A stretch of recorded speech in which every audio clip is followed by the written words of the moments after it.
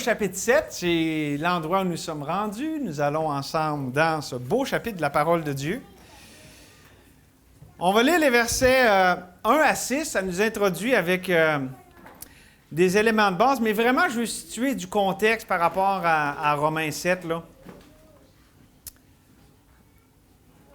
Fait qu'on met la table. On va prendre notre temps pour embarquer dans ce chapitre très important à comprendre. T'sais, Romains 6, 7, 8, c'est tellement clé pour la vie chrétienne, pour la compréhension du livre de Romains, mais aussi pour la vie chrétienne. Donc, on peut lire au verset 1, Romains 7, 1, « Ignorez-vous, frères, car je parle à des gens qui connaissent la loi, que la loi exerce son pouvoir sur l'homme aussi longtemps qu'il vit. » Et là, il illustre. « Ainsi, une femme mariée est liée par la loi à son mari tant qu'il est vivant. Mais si le mari meurt, elle est dégagée de la loi qui la liait à son mari. Si donc, du vivant de son mari, elle devient la femme d'un autre, elle sera appelée adultère. Mais si le mari meurt, elle est affranchie de la loi, de sorte qu'elle n'est point adultère en devenant la femme d'un autre. De même, mes frères, vous aussi, vous avez été appelés par le corps de Christ, par le corps de Christ, mis à mort en ce qui concerne la loi, pour que vous apparteniez à un autre, à celui qui est ressuscité des morts, afin que nous portions des fruits pour Dieu. Car lorsque nous étions dans la chair, les passions des péchés provoqués par la loi agissaient dans nos membres, de sorte que nous portions des fruits pour la mort. Mais maintenant, nous avons été dégagés de la loi, étant morts à cette loi, sous laquelle nous étions retenus, de sorte que nous servons sous le régime nouveau de l'Esprit, et non de la lettre qui a vieilli.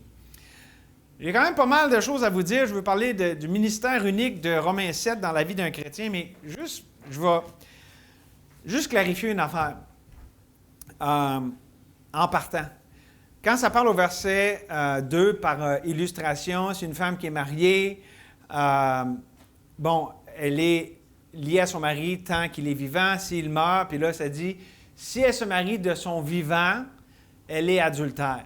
Je veux juste qualifier ça un peu, parce qu'il y a des gens qui vont partir de ce verset-là et dire que c'est impossible pour quelqu'un de se remarier légitimement tant que la personne n'est pas morte. Je ne suis pas d'accord avec ça, parce que je crois que ce verset-là est donné par illustration et qu'il y a plus sur l'enseignement du mariage que juste ça. Puis le but de ce passage-là, c'est vraiment pour illustrer Monsieur Loi, Monsieur Grâce, dégagé de un par la mort de l'autre. En tout cas, tout ça vraiment ici, on va prendre le temps de l'expliquer, mais je veux juste vous dire ici que il y a des qualifications pour un mariage légitime, un divorce légitime, qui sont couvertes dans d'autres endroits de la parole de Dieu. Mais ici, l'enseignement, c'est vraiment pour enseigner quelque chose concernant la loi. Parce que autant que le chapitre 6 nous parlait de notre union avec Christ, puis toute la question du péché, comment on peut vaincre le péché dans notre vie, bien là, ici, on tombe dans un autre sujet. Mais par rapport au même problème, le péché. Parce que vous avez vu, le péché, verset... car lorsque nous étions dans la chair, ça, c'est une expression pour parler lorsqu'on n'était pas sauvés. Okay? C'est pas comme « Ah là, j'ai mal agi, là, j'ai agi dans la chair ». Non, ça réfère à l'état de la personne non régénérée. Lorsque nous étions dans la chair, les passions des péchés, puis regardez ce que ça dit, provoquées par la loi. C'est pas que la loi est mauvaise, mais dis à quelqu'un « fais-le pas ». Puis dis-toi toi-même, je vais essayer de ne pas faire ça, puis je vais essayer de faire ça. C'est la même façon qu'on le fait, ça manifeste. Tu sais, pour quelqu'un de perdu, c'est justement ça le but de la loi, ça manifeste le péché en nous. Ça va en parler plus loin. Donc, c'est vraiment ici, là, pour clarifier, vraiment Paul est dans un enseignement sur le rôle de la loi, tout aussi par rapport à la grâce, au régime nouveau de l'esprit, et tout ça. Donc, je voulais juste clarifier ça en partant. Mais je veux vous donner une vue d'ensemble aussi de Romains 7, le message dont ça nous parle. Je dirais que Romains 7, c'est tellement important qu'on comprenne le contexte parce que souvent, il y a différentes controverses ou, disons, plusieurs interprétations qui diffèrent. Et donc, des fois, ça ne fait pas l'unanimité comment on va interpréter Romains 7. Puis là, je ne parle pas de l'exemple que je viens de donner par rapport au divorce, mais tout même par rapport au verset 14 à la fin. Est-ce que ça parle-tu d'un non-sauvé? Ça parle-tu d'un chrétien charnel? Ça parle-tu d'un chrétien spirituelle, puis ça lutte dans la vie. Bon, tu sais, il y a tout... Romains 7, là, il y a plusieurs points qui vont achoper, puis je dirais, beaucoup va provenir aussi du fait comment on comprend notre union avec Christ. Donc, comment j'arrive dans Romains 7, ça va dépendre comment je suis sorti de Romains 6. Si je suis sorti de Romains 6 en comprenant la vie à la lumière de mon union avec Christ, de ce qu'il a fait de moi, ben, je vais arriver dans Romains 7 avec la compréhension adéquate. OK? Bon. J'aimerais qu'on puisse prendre le temps de voir comment il y a une grande bénédiction à comprendre Romains 7 parce que ça nous aide à vraiment comprendre la vie échangée. Il faut bien arriver de Romains 6 pour comprendre Romains 7, mais aussi quand on comprend bien Romains 7, ça nous arrive à arriver adéquatement dans Romains 8. Parce que c'est quoi la fin de Romains 7? Misérable que je suis, qui me délivrera de ce corps de mort. C'est la bonne conclusion à laquelle venir si on voulait se servir de la loi pour être un bon chrétien. Misérable. Puis ça pose la bonne question, qui me délivrera? C'est pas un quoi, c'est pas un comment, c'est pas une méthode, c'est un qui. Puis ça donne la bonne réponse, grâce soit rendue à Dieu par Jésus-Christ notre Seigneur. Donc, tu sais, si on a fait comme faut l'interprétation de Romains 7, puis on arrive comme Paul à ce point-là, on est prêt à rentrer dans Romains 8 de la bonne manière. OK? Donc, ce que j'aimerais qu'on voit simplement, là, et on va prendre notre temps, on va pas avoir le temps de tout voir ça, mais j'aimerais qu'on regarde là, 4 clés d'interprétation du chapitre 7 de Romains, vraiment pour arriver à bien comprendre. Je vous les donne d'emblée, puis on va les décortiquer après ça, un après l'autre. D'abord, c'est important de comprendre, puis j'ai commencé à en parler, mais le contexte général de Romains 7 dans l'Épître aux Romains. Comprendre aussi les mauvaises compréhensions de Romains 7. Comprendre aussi c'est quoi l'idée maîtresse. C'est quoi le point principal que Paul communique dans Romains 7, bien, que le Saint-Esprit. Puis aussi, à la lumière de ça, bien, comment ça s'applique à ma vie. OK? Fait que ils sont imbriqués, les uns vont avec l'autre, mais on va s'en aller avec ça pour bien comprendre ici ce qui est communiqué. Et comprenons, là. C'est le Saint-Esprit qui nous enseigne, c'est lui qui illumine nos cœurs, comme on l'a vu ce matin, hein? Comprendre ce qu'on est, puis comprendre qui Dieu est. Et Romains 7 fait partie des instruments de Dieu que le Saint-Esprit utilise pour nous amener à ce point-là. Donc, c'est ça. Lorsque on comprend ça de la bonne manière, c'est déterminant par rapport à comment on voit la vie chrétienne et comment on vit la vie chrétienne.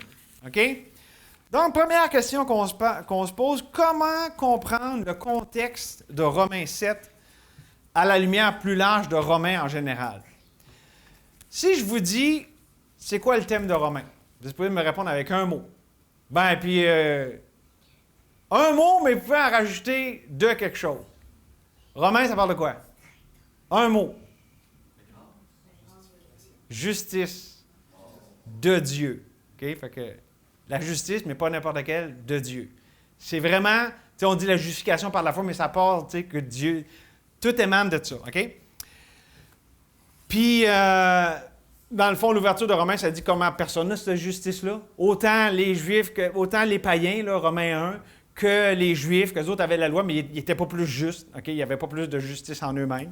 Donc, tout le monde a besoin de la justice de Dieu. C'est la condamnation universelle qui nous montre aux besoins universels, qui nous amène à la fin de Romains 3, puis Romains 4, que cette justification-là, c'est par la foi, hein, donnée par l'exemple du patriarche de David et d'Abraham. Abraham, c'est négatif. Tu sais, heureux celui à qui tu n'imputes pas le péché. Donc, tu sais, la justice de Dieu, c'est de ne pas être traité selon ce qu'on mérite. Puis Abraham crut à Dieu, on l'a vu ce matin, et cela lui fut imputé à justice. Donc, pas se faire imputer notre péché, mais se faire imputer à la place la justice de Dieu. Donc, tout ça, c'est l'ouverture. Puis là, on arrive dans Romains 5. Et Romains 5, c'est tellement important pour comprendre la dynamique de ce qui suit. Romains 5 nous parle du problème universel du péché puis de la mort. Ça commence aussi en parlant, des conséquences de la justification par la foi au début. Mais à partir du verset 12, hein, y a quelqu'un qui connaît Romains 5, 12? Comme la mort est rentrée dans le monde par rien qu'un. Ça n'en prenait pas plus. Et la mort s'est répandue sur tous les hommes. C'est ça le problème. Il y en a un qui est tombé dans le pétrin, puis on est tous tombés dans le pétrin. c'est notre union avec Adam. Comme Adam a péché, nous avons tous péché, nous étions en lui. C'est notre tête fédérale. Là, c'est de la théologie, c'est un terme simplement pour parler qu'il est notre représentant. Il est le représentant de l'humanité, c'est le premier humain. Donc, il représente toute l'humanité. Toute l'humanité, pour prendre une image biblique, était dans ses reins. OK? C'est drôle, là, mais c'est une expression qui était utilisée, mais bon.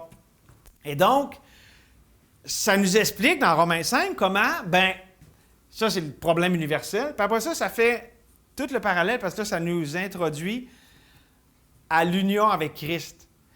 Puis comment, là, ça fait beaucoup des comparatifs. Même si c'est un bout, c'est pas évident à comprendre parce que là, comme par un, il y avait ça, puis là, tu sais, puis Paul, en fait, il fait son énoncé dans le verset 12, puis il ouvre une parenthèse, puis dans sa parenthèse, il ouvre une autre parenthèse. Paul, il avait le tour, tu sais, c'est pas pour rien que Pierre, il dit « Et notre bien-aimé frère Paul, dont certains passages difficiles à comprendre, il y en a qui y tordent le sens. » Puis ça en est un, Romains 5, tu sais, il faut que tu t'assoies, puis là, tu regardes. C'est toute logique, là, c'est implacable, c'est le Saint-Esprit, là. Mais c'est ça. Dans le fond, ce que ça l'explique, ce passage-là, la mort d'Adam a affecté tout le monde. La justice de Christ va affecter pas tout le monde de façon universelle, que tout le monde va être sauvé, ça n'enseigne pas l'universalisme, mais certainement que son œuvre de grâce a un impact sur toute l'humanité, mais ça nous parle que beaucoup en bénéficient dans le fond par la foi. Et c'est pour ça qu'à la fin de Romains 5, ça nous dit, puis là, on a justement cette loi-là, là. Or, la loi est intervenue pour que l'offense abonde. On va parler de ça plus dans les prochains messages quand on va voir le rôle de la loi, là. Mais on s'entend, dans le fond, l'idée, l'offense abonde, c'est pas comme Dieu nous a donné la loi, puis là, ça nous a rendu pécheurs. Non, Dieu nous a donné la loi pour que ça révèle notre péché. Ça n'a rien inventé de la loi, ça l'a juste révélé. OK? C'est ça le rôle de la loi. Donc, pour que l'offense abonde, puis ça dit plus tard aussi pour que le péché soit condamnable au plus haut point, dans le sens qu'on voit vraiment que le péché, c'est grave, puis que c'est pas rien. Dieu le révèle toute la laideur et l'ampleur du péché avec la loi. Donc, or, la loi est intervenue pour que l'offense abonde. La grâce a... j'ai sauté une ligne, mais là où le péché a abondé, la grâce a surabondé, afin que comme le péché a régné par la mort, là, c'est tout le background d'Adam, là. Adam, il a amené la mort, mais ça a amené tout le péché aussi. Le péché a régné par la mort. Puis là, regardez, c'est vraiment important. Ainsi, la grâce règne par la justice, notre thème central de Romains. Puis c'est comment qu'elle règne? C'est par la justice. C'est pas parce qu'on est bon, c'est pas parce qu'on a fait de quoi, c'est tout à cause de la grâce de Dieu qui est en Jésus-Christ. Ça l'amène le règne de la grâce. Ainsi, la grâce règne par la justice pour la vie éternelle, pour la justice de Christ, par Jésus-Christ notre Seigneur. Bon. Ça, c'est important à comprendre parce que c'est ce qui nous lance dans Romains 6. Parce que là, dans le fond, ça dit, la mort a régné par Adam, la grâce règne par Jésus-Christ, sa justice, la justice qui est imputée par la foi. Deux règnes, un règne de mort, un règne de vie, un règne de péché, un règne de justice. OK? Là, Romains 6, vous savez c'est quoi? C'est la mauvaise conclusion. Bonne compréhension du principe de départ, mais on en parlait, Geneviève, amener ça trop loin. Souvent, l'hérésie, c'est ça. On parle de quelque chose qui n'était pas si fou, mais on amène ça trop loin. Regardez chapitre 6, verset 1. Que dirons-nous donc? Demeurions-nous dans le péché afin que la grâce abonde? Hey, la grâce règne, tu sais. Hey, c'est merveilleux en Jésus-Christ. Il pardonne. Fait que, je vais pécher, ça va montrer, là, justement, comment. Hey, le péché abonde, mais vous allez voir, là, ça va montrer comment la grâce surabonde. Fait que, tu sais, ça ne part pas d'une idée totalement déconnectée de la réalité. C'est, OK, là, je comprends vraiment la grâce de Dieu, c'est grand, là, parce que là où le péché a abondé, la grâce a surabondé. Fait que, mauvaise conclusion, là, je vais pécher, ça va montrer la grâce. Tu sais, bonne compréhension de départ, mauvaise conclusion. C'est pour ça que ça dit, loin de là. OK? Qu'il n'en soit pas ainsi. Loin de là, nous qui sommes morts au péché, vivrions-nous encore dans le péché? Puis là, c'est là qu'on voit vraiment la doctrine tellement fondamentale de notre union avec Christ. À sa mort, à sa résurrection, puis là, on a vu ça dans les détails. Maintenant, quand ça nous dit au verset 1 du chapitre 7, là, on fait un saut en avant, là. Ignorez-vous, frères, car je parle à des gens qui connaissent la loi, que la loi exerce son pouvoir sur l'homme aussi longtemps qu'il vit. Des fois, on ne le voit pas aussi vite que ça, là, mais il y a notre union avec Christ qui est exactement impliquée là-dedans, parce qu'on le voit dans le développement, là, mais si je suis vivant en Jésus-Christ, je suis mort au péché, mais je suis aussi mort à la loi. C'est ça que ça va expliquer. J'ai vu mort au péché dans Romains 6. Ici, ça va nous dire, maintenant, je suis mort à la loi. Ce n'est plus mon autorité. Je ne suis plus sous le contrôle. Là, je suis maintenant, j'étais marié, puis c'est ça que ça veut dire, toute l'image du mariage. J'étais marié à la loi, j'étais légalement lié à la loi en tant que pécheur.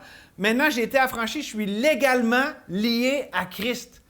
J'ai une nouvelle alliance qui régit ma vie. OK? Donc ça, là, c'est vraiment, vraiment important à comprendre. Pourquoi? Parce que c'est ça le contexte général dans Romains, toute la ligne de pensée qui est suivie. Mais voici un élément que je dois rajouter. Le thème de Romains, c'est la justice de Dieu. On s'entend que la seule façon d'avoir de la justice, c'est par Jésus-Christ, au moyen de la foi. Et que cette justice-là, c'est par la grâce de Dieu. OK? La grâce règne par la justice. OK? C'est toute l'œuvre de Dieu dans la vie d'un enfant de Dieu. Puis, Romains 6, ça nous montre comment c'est ça. On ne prend pas le péché à la légère, on ne veut pas l'excuser parce qu'on est mort au péché. On a un nouveau maître. OK? Puis, Romains 7, l'idée de base, c'est que si je veux que parce que là, c'est quelqu'un qui comprend, OK, le règne de la grâce par la justice, c'est quelqu'un qui veut la justice, mais qui ne veut pas de la bonne manière. Il la veut de façon indépendante d'une relation avec Dieu, de son union avec Christ. Il veut retourner à la loi, il veut retourner à la chair, à la force du bras de la chair pour essayer d'accomplir la justice de Dieu.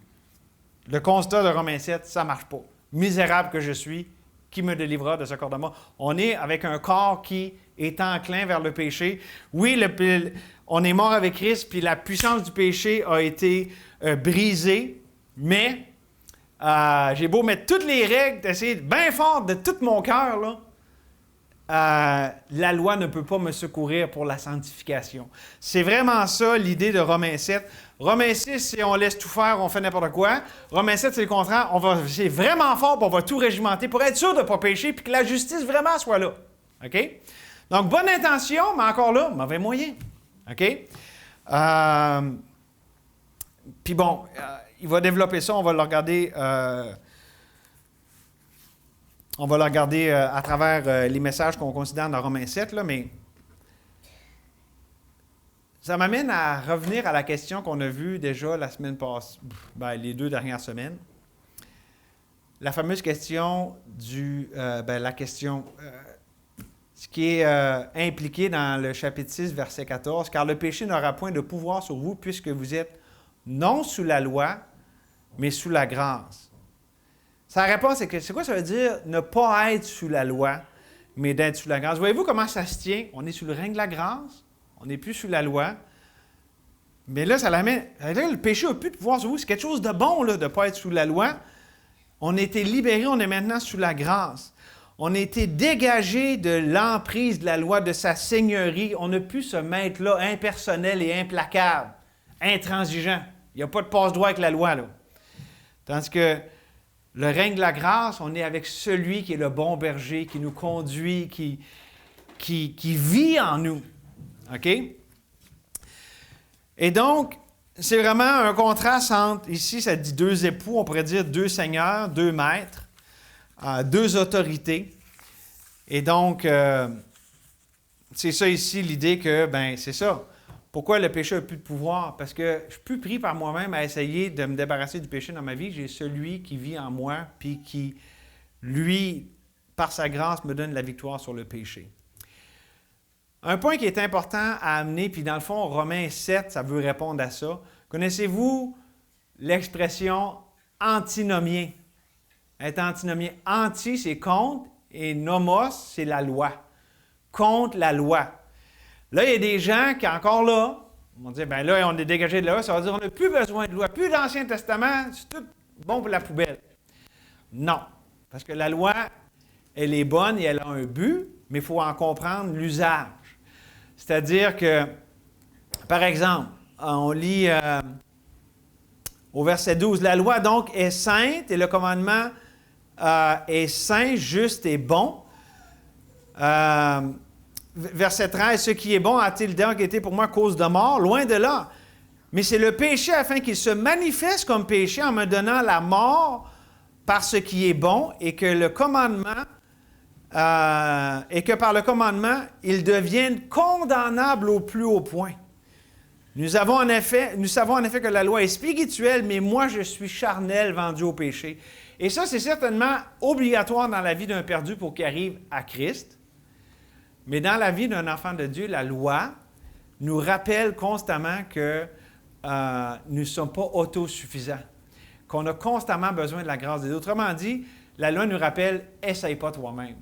Ça ne va pas marcher. La loi nous rappelle que les efforts de la chair, parce que la chair, c'est l'indépendance de Dieu, puis ça, je peux essayer de l'avoir par la loi. C'est ça, le légalisme, ou l'hérésie des Galates, avoir commencé par l'esprit, finir par la loi, bien, ça va mener à l'échec, c'est sûr. Comme ça va le dire à un perdu, la loi te montre comment tu es perdu, mais à un chrétien, ça lui rappelle toujours que tu n'es pas capable par toi-même, tu as besoin de la grâce de Dieu. Okay? Donc, on n'est pas antinomien, mais on comprend que la loi a son rôle de nous rappeler notre incapacité, mais on n'est plus sous cette loi. C'est pas comme, OK, la loi, je vais essayer, mais là, avec l'aide de Dieu. Ça, c'est une mauvaise compréhension de la loi. Maintenant, c'est pas, j'essaie, OK, Dieu, là, je fais ça, là. Tu sais, j'ai toutes mes bonnes intentions de ma chair, là, j'ai tout vu ça. Peux-tu m'aider à faire ça? Non. C'est plus moi qui vis, c'est Christ qui vit en moi. Parce qu'avec la loi, je peux devenir l'initiateur. Vous dites, mais non, un chrétien, ça fait ça. Puis moi, j'ai des gens qui m'ont dit ça. Tu n'as pas besoin de prier puis de chercher le Seigneur. La réponse est déjà dans la Bible. Autrement dit, prends les choses entre tes mains, là, c'est déjà dans la Bible. C'est justement ça le problème. C'est que je peux prendre la bonne loi de Dieu, m'arriver à quelqu'un, puis arriver, paf, avec une bonne taloche d'en face, puis c'est la parole qui dit ça. Mais j'agis par la chair. Je ne me suis pas attendu à Dieu, j'ai pas... Comprenez-vous? J'ai peut-être fait la bonne affaire, mais certainement pas de la bonne manière. Je ne me suis pas attendu à Dieu. J'ai été l'initiateur, j'ai été celui qui avait les choses en main. C'est ma chair. OK? Donc, la loi ne me dirige plus. C'est ça l'idée de comprendre. On est sous la grâce. Si Dieu me dirige quelque chose à faire selon sa parole, c'est lui qui va me diriger tout comment il veut que j'ai... Parce que, tu sais, c'est ça, on ne la met pas de côté. Là, je veux dire, quand ça dit dans la Bible, par exemple, tu sais, honore ton père et ta mère, là, ben c'est encore bon pour toutes nous autres. Là. On est tous appelés à honorer notre père et notre mère. Mais, tu sais, c'est pas comme... Ah, ben là, c'est de même, puis, tu sais, que je vais dépendre de moi pour le faire. Le Seigneur va me montrer comment. Il va m'enseigner. Mettons, si mes parents ne sont pas sauvés, toute la dynamique que ça implique. Vous savez, ceux qui ont des parents pas sauvés, c'est pas évident. Le Seigneur nous enseigne comment honorer nos parents non chrétiens. Puis des parents chrétiens aussi, des fois, c'est d'autres défis avec des parents chrétiens. Puis, tu sais, je veux dire, tu honoreras ton père et ta mère, toutes les implications de comment ça se fait, mais c'est Dieu, le Saint-Esprit, c'est le qui, c'est lui qui nous l'enseigne. Comprenez-vous? Fait que je ne suis plus sous la loi, je suis celui qui me dirige dans toutes ses voies. OK? Fait que, tu sais, c'est ça, là, on n'est pas antinomiens, c'est pour ça que je voulais dire, tu sais, vous autres, vous croyez plus à... Vous êtes tellement sous la grâce, vous ne croyez pas là. Ben non, moi, j'honore mes parents, puis, tu sais, comprenez-vous, je vole pas, tu sais, je veux dire, ça reste bon, c'est encore valide, là, c'est pas parce que, tu sais, on est des chrétiens maintenant, on peut faire ce qu'on veut, puis Dieu pardonne tout, là. Ça serait Romains 6, OK? Bon. C'est vraiment des choses qu'il faut prendre le temps d'expliquer parce que souvent, comme j'ai dit, il va y avoir de la confusion.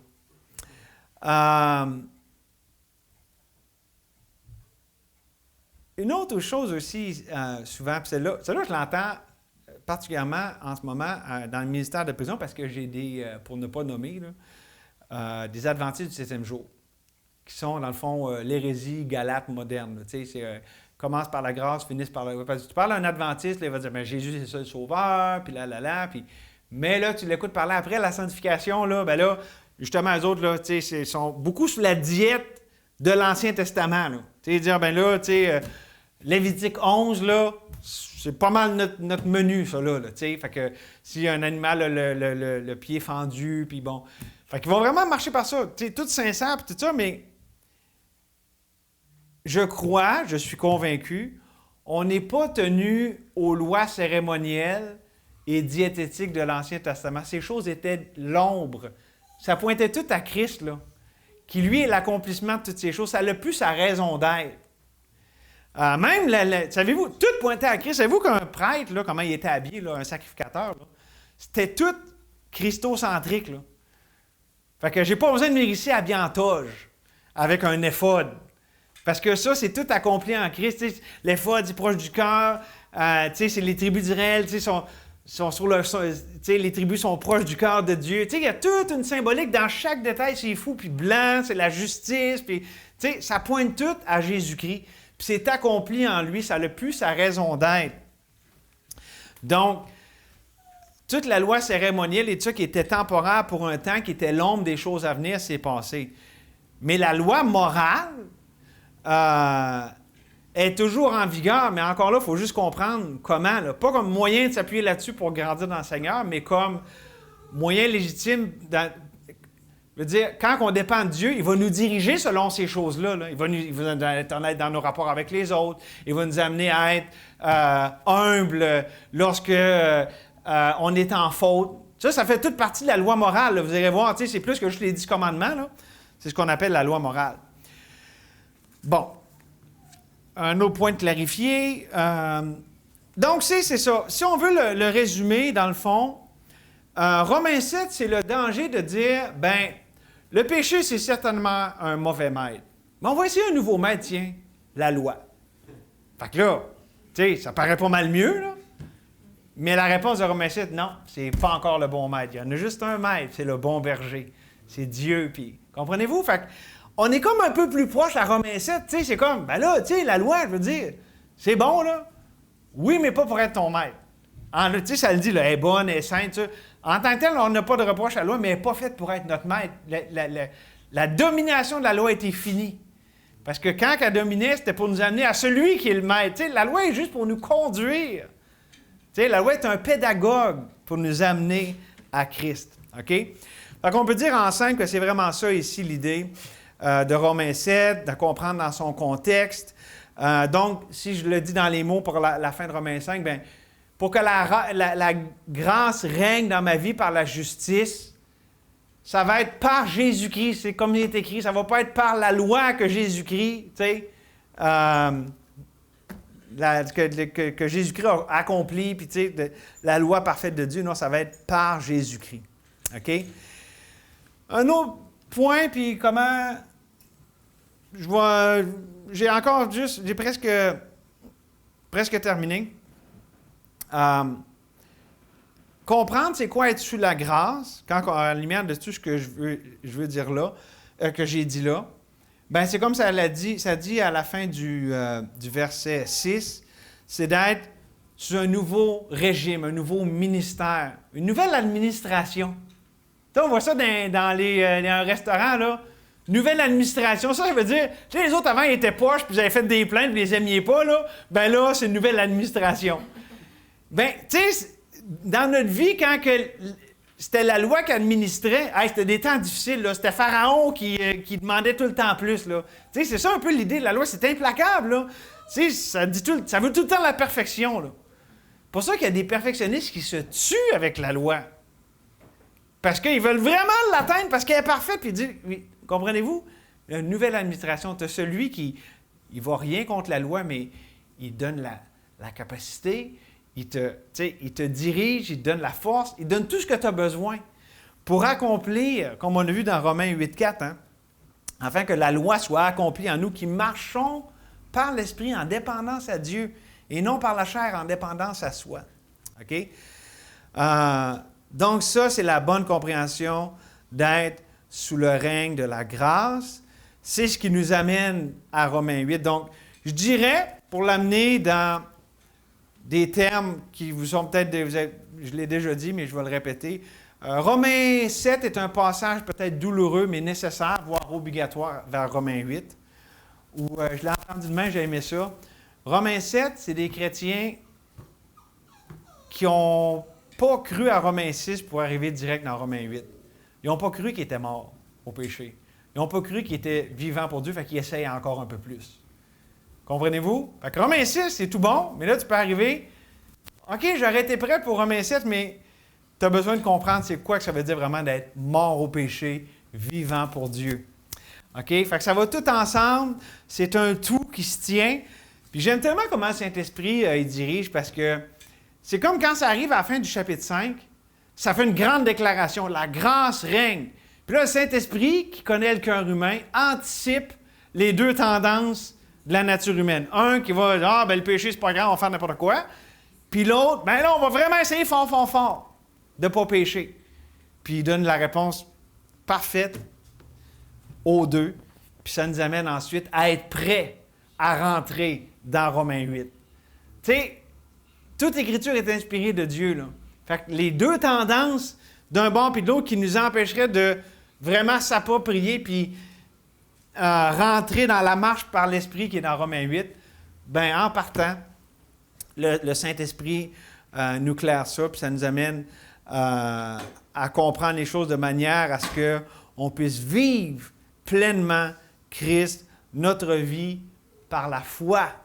Et la foi, ce n'est pas la chair, la foi, c'est la dépendance à Dieu, ce n'est pas la dépendance à soi, et c'est toute ça l'idée. C'est ça le problème de Romains 7, c'est d'essayer par soi-même de plaire à Dieu, par soi-même de faire ce que Dieu veut qu'on fasse. C'est pour ça que ça ne marche pas. Comme je l'ai dit, un non-sauvé va se rendre compte de ça. La loi va dire « tu ne peux pas te sauver toi-même ».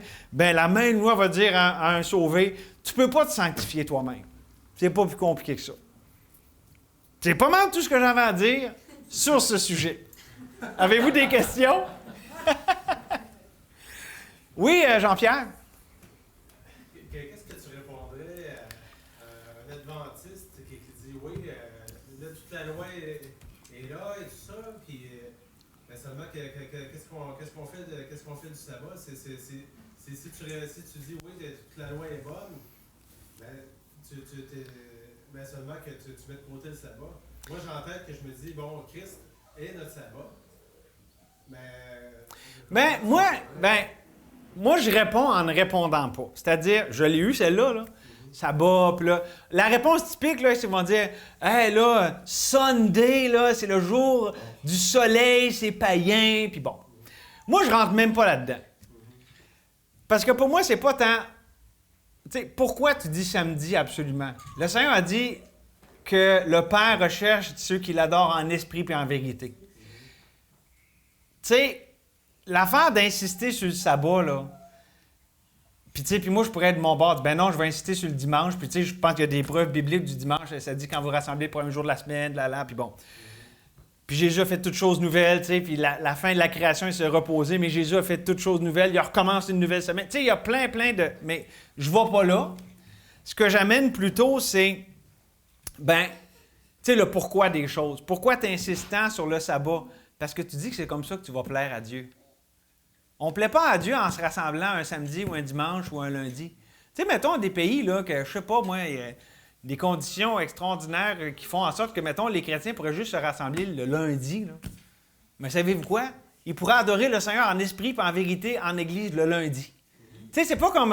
c'est parce que ça en parle, il y en a qui observent les jours. Ça fait partie de la loi, justement. Il y en a qui observent les jours. Fait qu'au lieu d'aller là puis de rentrer dans son piège, tu y vas sur la nature spirituelle, la chose d'adorer en esprit et en vérité, puis ça, c'est comment? Comment qu'on plaît à Dieu? C'est par la foi. Mais je ne vais pas aller et dire, tu sais, si tu fais ça pour plaire à Dieu le samedi, mais c'est que des fois, ils peuvent être confus parce que là, oui, c'est par la foi que je le fais, mais en fait, la réalité, c'est que souvent, c'est une suffisance. Là, on fait ça, Dieu est content parce que, tu sais, comme on le vit avec beaucoup avec les mesures, je fais ça, donc Dieu est content, j'adore le samedi, donc Dieu est content. Non, on ne plaît pas à Dieu avec ce qu'on fait. C'est juste Christ qui a fait ce que ça prend pour plaire à Dieu. Nous, c'est en nous confiant dans ce Dieu-là qu'on y plaît. Fait que le jour, c'est comme un peu un piège, ça nous amène en dehors de ce qui est la question principale de la foi, de la confiance en Dieu, puis de l'adorer. Comment? Oui, Dave? C'était juste par rapport. Jésus lui-même, il a dit que le sabbat n'a pas été fait pour l'homme. L'homme n'a pas été fait pour le sabbat, mais le sabbat pour l'homme. Oui. Je pense que Jésus, il faisait un peu dans le même sens que tu disais, de montrer que justement le problème, c'était pas la journée, mais c'était que, il voyait ça comme, cette journée-là, tout est sanctifié, puis le reste du temps, ouais. Ça n'a aucun rapport. Puis aussi, même dans les épîtres, ça dit,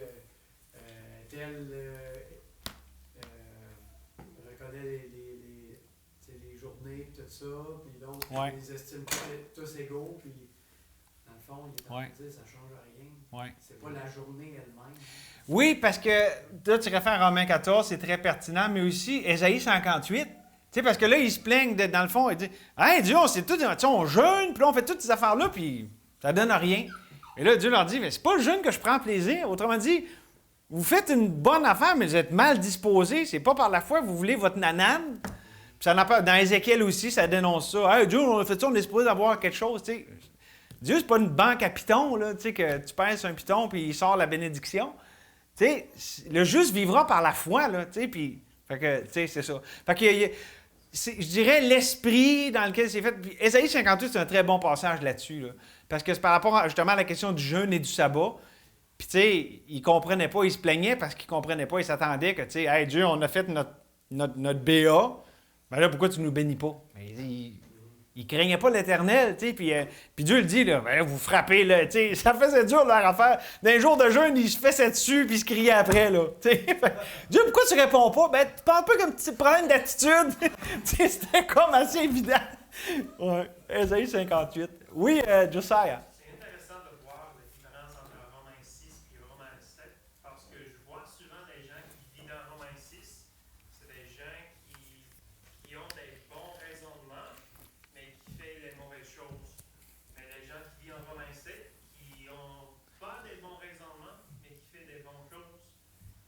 C'est des réactions. Ouais. Quelqu'un a vu, t'as pas rapport, t'as pas raison, tu fais des bonnes choses avec des mauvaises intentions. Et la renverse, c'est d'avoir des bonnes intentions, mais de faire n'importe quoi. C'est pourquoi c'est important d'avoir l'équilibre entre grâce et vérité. C'est intéressant de voir ça avec ces deux chapitres. Oui, absolument. C'est vrai, c'est vraiment deux tendances humaines, deux façons, deux tendances de la chair. La chair se réfugie d'un bord ou de l'autre, mais c'est pas... Pensez-y, la chair, c'est dépendance à soi.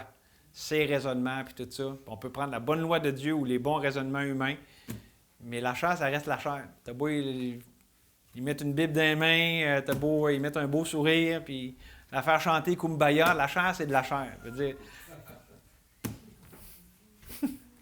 Amen. Excusez, là. Hey, vous n'avez pas d'autres questions? Ben, on va prier. Seigneur, on te remercie parce que ta parole, elle est vivante et elle est parfaite, Seigneur. Tu as inspiré toute ta parole et merci quand on s'arrête, comme justement, avec toute la logique implacable et le raisonnement tout bien amené et qui connaît les profondeurs du cœur humain, on voit, Seigneur, la beauté de ce qu'on est en train de considérer. Merci, Seigneur, qu'on peut faire ça en famille, qu'on peut faire ça comme quand on s'assied autour d'un repas, Seigneur. Et merci pour le fait que tu nous enseignes. Merci pour aussi la soif de ta parole, de toi. Et Seigneur, on continue de crier à toi, Seigneur. Laisse-nous pas aller à nos tendances, justement. On ne veut pas s'appuyer sur notre chair. On veut vraiment, Seigneur, tu es notre maître, tu es notre bon berger. On veut vraiment s'appuyer sur toi, se confier en toi, dépendre de toi en tout point, Seigneur. Merci encore une fois pour ce temps ensemble. On te prie au nom de Jésus. Amen.